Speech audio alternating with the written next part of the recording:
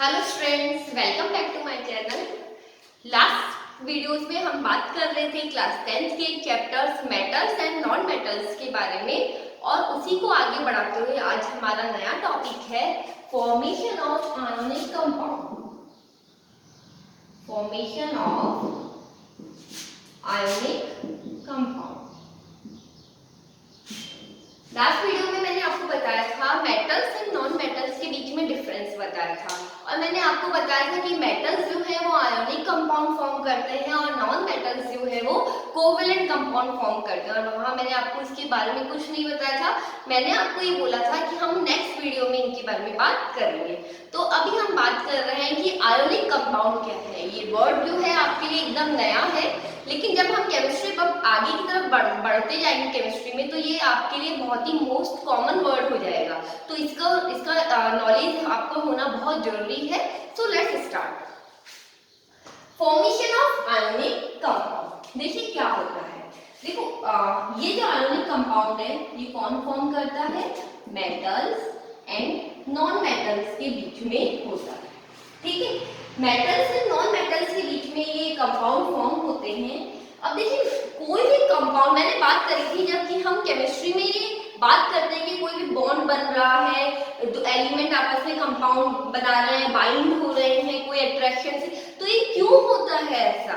इसका एक रीजन है कि इस अर्थ पे जितने भी एलिमेंट्स हैं अगर वो अनस्टेबल है तो वो स्टेबल होना चाहते हैं। ऐसा तो नेचर है उनका कि उनको स्टेबिलिटी अटेन करनी है, उनको स्टेबिलिटी चाहिए। अब स्टेबिलिटी कैसे होती है? हम इन केस ऑफ एलिमेंट्स के बारे में बात करते हैं तो स्टेबिलिटी का मतलब है कि उनके जो आउटर मोस्ट में इलेक्ट्रॉन्स हैं, हमने जब लास्ट 9th क्लास में पढ़ा था इलेक्ट्रॉनिक कॉन्फ़िगरेशन में, तो जो आउटर मोस्ट इलेक्ट्रॉन्स होते हैं उनको हम वैलेंस इलेक्ट्रॉन्स भी कहते हैं। वो उनको कंप्लीटली फिल्ड होने चाहिए। इट मींस उनके नोबल गैस कॉन्फ़िगरेशन होना चाहिए।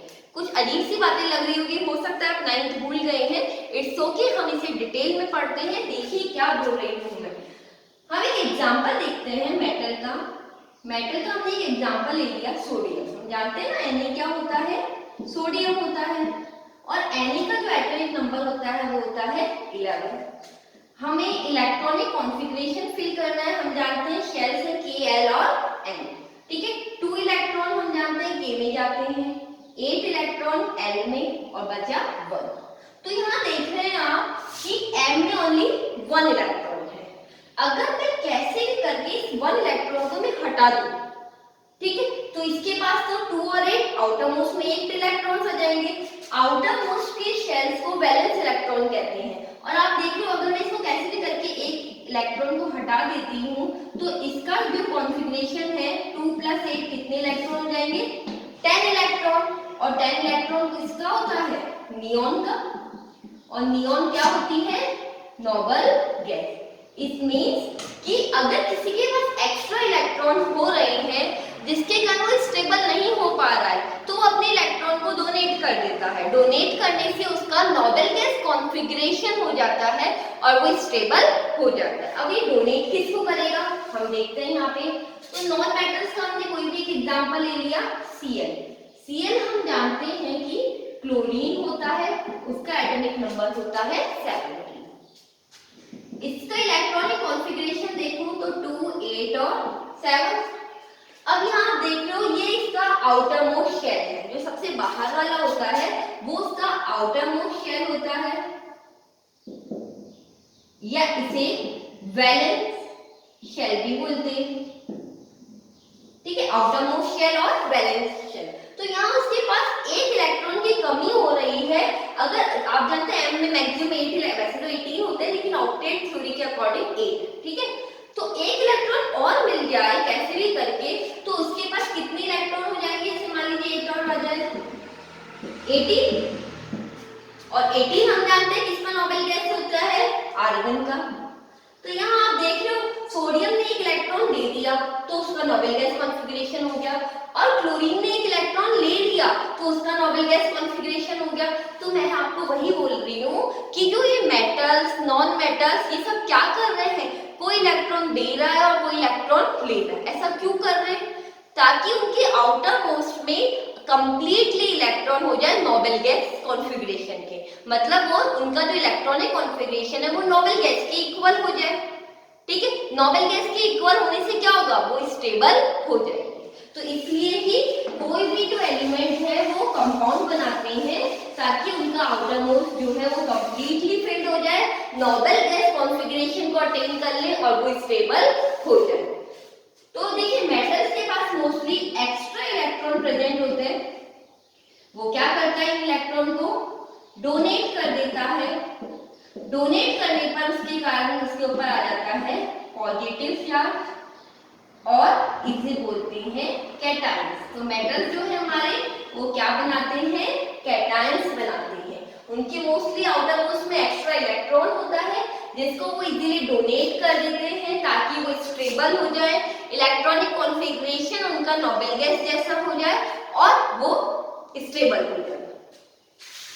इसी तरह से नॉन मेटल्स के पास मोस्टली लेस होते हैं, इलेक्ट्रॉन की कमी होती है, डेफिशिएंसी होती है।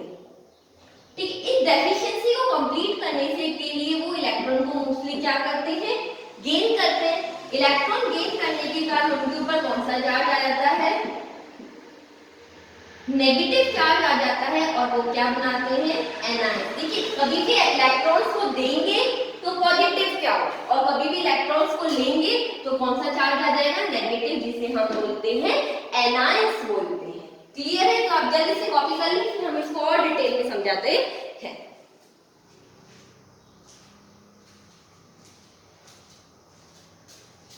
ओके, अब हम आगे बात करते हैं।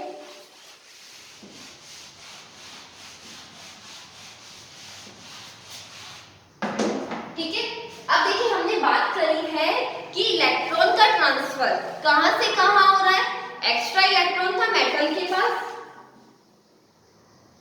और कम इलेक्ट्रॉन था नॉन मेटल्स के पास, तो ये इलेक्ट्रॉन यहां से यहां ट्रांसफर हो रहे हैं। तो transfer of electrons from the metals to non metals is called ionic bond और इसे हम बोलते हैं इलेक्ट्रोवैलेंट बॉन्ड। ये हमारे दो नाम हो गए हैं इसी के। तो transfer of electron from metals to non metals is called ionic bond और इलेक्ट्रोवैलेंट बॉन्ड। ठीक है, तो देखिए ये बॉन्ड बनता किससे है, कैटायंस और एनायंस के कारण। फिर आपस में आपको बता देती हूँ बॉन्ड बनेगा क्यों, बिकॉज मेटल्स और नॉन मेटल्स इलेक्ट्रॉन देकर या इलेक्ट्रॉन लेकर कौन सा कॉन्फ़िगरेशन करेंगे, नोबल गैस कॉन्फ़िगरेशन करेंगे। उससे क्या होगा, उसके कारण वो स्टेबिलिटी को अचीव कर लेंगे। क्लियर है? अब हम इनके एग्जांपल से,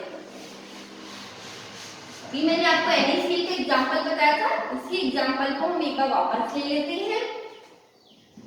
सोडियम का एटॉमिक नंबर है 11 और इसका इलेक्ट्रॉनिक कॉन्फ़िगरेशन है 281। आउटर मोस्ट में सोडियम के 1 इलेक्ट्रॉन है, इसे आप ऐसे डॉट से बता देते हैं। ठीक है, उसी तरह क्लोरीन 17 इलेक्ट्रॉनिक कॉन्फ़िगरेशन 287।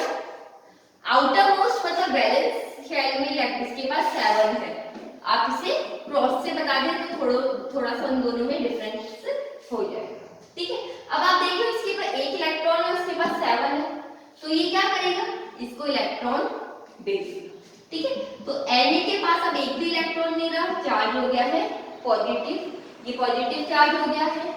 Cl के पास 1 2 3 4 5 6 7, एक इलेक्ट्रॉन इधर से आ गया, चार्ज हो गया है नेगेटिव, आपका फॉर्म हो गया NaCl। तो देखिए मैं आपको बताना चाह रही हूँ कि यहाँ पे पॉजिटिव और यहाँ नेगेटिव चार्ज क्यों आया है। सोडियम के पास 11 एटॉमिक नंबर है, इट मींस उसके पास 11 ही इलेक्ट्रॉन है और 11 ही प्रोटॉन। क्लियर? आपने क्या किया, एक इलेक्ट्रॉन को लूज कर दिया। इलेक्ट्रॉन को लूज करने पर अब उसके बाद 10 तो इलेक्ट्रॉन हो गए हैं, लेकिन प्रोटॉन अभी भी कितने हैं, 11 है। तो बताइए चार्ज कितना आएगा, ज्यादा कौन है, प्लस चार्ज है ना, इसलिए कौन सा चार्ज आ जाएगा, पॉजिटिव। यहाँ देखिए क्लोरीन के ऊपर 17 इलेक्ट्रॉन है और 17 ही प्रोटॉन है, जितना उनका एटॉमिक नंबर होता है उतने ही उनमें इलेक्ट्रॉन और प्रोटॉन्स होते हैं। एक इलेक्ट्रॉन उसने ले लिया, इट मींस 18 इलेक्ट्रॉन और 17 प्रोटॉन। ज्यादा कौन है? 17 से 17 तो कैंसिल हो गया, एक बचा भी इलेक्ट्रॉन, मतलब चार्ज कौन सा हो गया है? Negative charge. तो इस तरह इनके पास पॉजिटिव और नेगेटिव चार्ज आता है। क्लियर? अब हम दूसरे एग्जांपल से देख लेते हैं।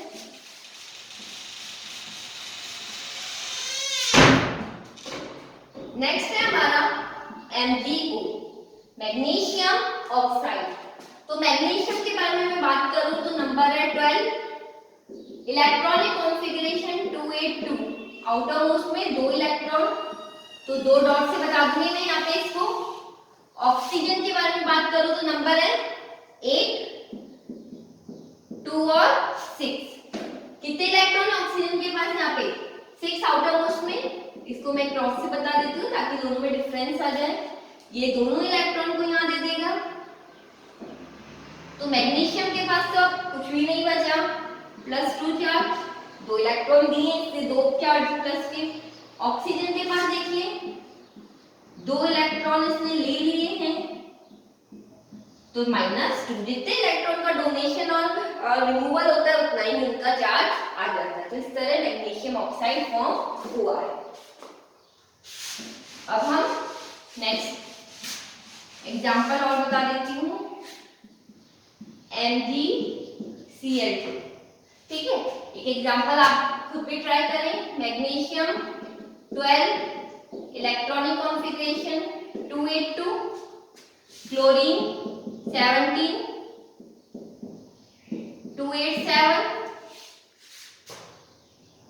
आउटर मोस्ट में देखिए यहाँ पे कितने इलेक्ट्रॉन है मैग्नीशियम के?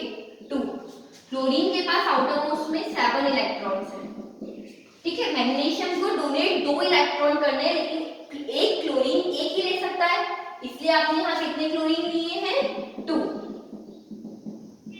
तो एक मैग्नीशियम इसको दे देता है इलेक्ट्रॉन और एक इसको दे देता है। बिकॉज मैग्नीशियम को 2 डोनेट करेगा तभी नोबेल गैस कॉन्फ़िगरेशन आएगा। तो मैग्नीशियम के ऊपर चार्ज आ गया है +2, बिकॉज इसने 2 डोनेट किए। Cl देखिए, एक Cl की कंडीशन क्या है? एक इलेक्ट्रॉन। इस तरह से मैं 2 लिख देती हूँ बिकॉज 2 Cl ऐसे हैं, चार्ज तो एक Cl के ऊपर माइनस ही आएगा। ठीक है, एक Cl का कंडीशन ऐसी है ये, और ऐसे 2 है, इसलिए होल 2। अब एक एग्जांपल आप खुद करके देखिए। आप वीडियो पॉज करें और मैं आपको एग्जांपल दे रही हूँ, उसके बाद आप पॉज को स्टार्ट करिएगा, तभी आप देखेंगे। आप इसका एग्जांपल करके खुद से देखिए। Na2O, Na11। आई होप कि आप सबने अपने से करके देखा होगा, तभी वीडियो ऑन किया होगा।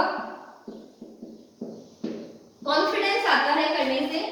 Na के ऊपर 1 इलेक्ट्रॉन, ऑक्सीजन के 6 इलेक्ट्रॉन। ऑक्सीजन को 2 इलेक्ट्रॉन की रिक्वायरमेंट है, लेकिन एक Na तो 1 ही इलेक्ट्रॉन दे सकता है, तो हम यहाँ पे Na कितने लेंगे? 2। दोनों Na एक ही ऑक्सीजन को देगा।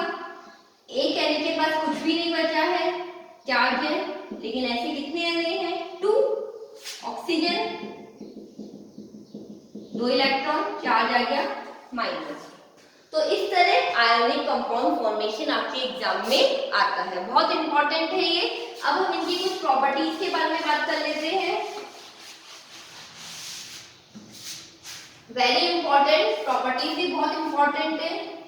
Physical properties, physical nature. देखिए आयोनिक कंपाउंड जो होते हैं मोस्टली सॉलिड होते हैं, बिकॉज आयंस फॉर्मेशन होता है और ये आयंस बहुत टाइटली बाइंड होते हैं। इनके जो बीच का बॉन्ड होता है वो बहुत स्ट्रॉन्ग होता है, इसलिए ये कैसे होते हैं? सॉलिड होते हैं। नेक्स्ट है melting point and boiling point. अभी अभी मैंने बोला कि इनके जो बॉन्ड है वो बहुत स्ट्रॉन्ग होते हैं, तो आप हीट करेंगे तो वो जल्दी से ब्रेक नहीं होंगे, इसलिए इनका मेल्टिंग और बॉइलिंग पॉइंट भी क्या होता है? बहुत ही हाई होता है। सॉल्युबिलिटी, देखिए आयोनिक कंपाउंड है तो आयंस बना रहे हैं, डिसॉल्व होंगे जिसमें आयंस बनते हैं। तो वाटर जो है आयनिक कंपाउंड किसमें डिसॉल्व होते हैं, वाटर में डिसॉल्व होते हैं। ऑर्गेनिक कंपाउंड में डिसॉल्व, सॉल्वेंट्स में डिसॉल्व नहीं होते हैं क्योंकि इसमें आयंस नहीं बनते हैं। लाइक डिसॉल्व इन लाइक, जिसमें आयंस बनते हैं उसी में वो डिसॉल्व होंगे। वाटर जो है आपको पता है वाटर ब्रेक होकर के आयंस बनाता है, इसलिए वो इसमें डिसॉल्व होते हैं। जबकि ऑर्गेनिक सॉल्वेंट लाइक अल्कोहल जो है हम पहले भी पढ़ चुके हैं, आयंस नहीं बनाता है। Clear? Now conductor of electricity, बहुत ज्यादा एग्जाम में पूछा जाता है कि क्या आयोनिक कंपाउंड इलेक्ट्रिसिटी को कंडक्ट करते हैं। तो यस, आयोनिक कंपाउंड जो है इलेक्ट्रिसिटी को कंडक्ट करते हैं क्योंकि आयंस जब वो हीट करते हो आप उसको इलेक्ट्रोलाइसिस सॉल्यूशन को, तो वो क्या करते हैं, गर्म करने पर आयंस बनाते हैं। और आपको पता है आयंस जो है इलेक्ट्रिसिटी को कंडक्ट करते हैं। लेकिन यहाँ बहुत ज्यादा इंपॉर्टेंट जो क्वेश्चन पूछा जाता है स्टूडेंट्स वो ये है कि आयोनिक कंपाउंड जो है सॉलिड स्टेट में तो इलेक्ट्रिसिटी को कंडक्ट नहीं करते हैं, लेकिन सॉल्युबल फॉर्म में या फिर मोल्टन फॉर्म में मतलब मेल्टेड कंडीशन में इलेक्ट्रिसिटी को कंडक्ट करते हैं। वापस सुनिए, ionic compound do not conduct electricity in the solid form but they conduct electricity in the molten और सॉल्युबल फॉर्म। व्हाई? क्योंकि मोल्टन और सॉल्युबल फॉर्म में पहले से ही आयंस की फॉर्म में वो प्रेजेंट है, जबकि सॉलिड की फॉर्म में वो एक स्ट्रॉन्ग बॉन्ड बना के आपस में जुड़े हुए हैं क्रिस्टल्स की फॉर्म में। ठीक है, क्रिस्टल्स क्या होता है, ये मान के चलिए जैसे आपने नमक, बड़ा नमक का वो देखा होगा पीस सॉल्ट का, एक क्रिस्टल्स की तरह दिखता है, टाइट एकदम हार्ड। तो वैसे ही आयनिक कंपाउंड है, एकदम सॉलिड कंडीशन में उनमें फ्री स्टेट में आयंस प्रेजेंट नहीं होते हैं, इसलिए वो इलेक्ट्रिसिटी को कंडक्ट भी नहीं कर सकते। ठीक है, तो आज का वीडियो हम यहीं कंप्लीट करते हैं। आई होप कि आपको मेरा वीडियो अच्छा लगा होगा। Please like, share and comment जरूर करिएगा और कोई भी डाउट है तो कमेंट बॉक्स में लिखें, मैं उसको डाउट को सॉल्व करने का ट्राई करूंगी। हम नेक्स्ट वीडियो में मिलते हैं। Thank you for listening me.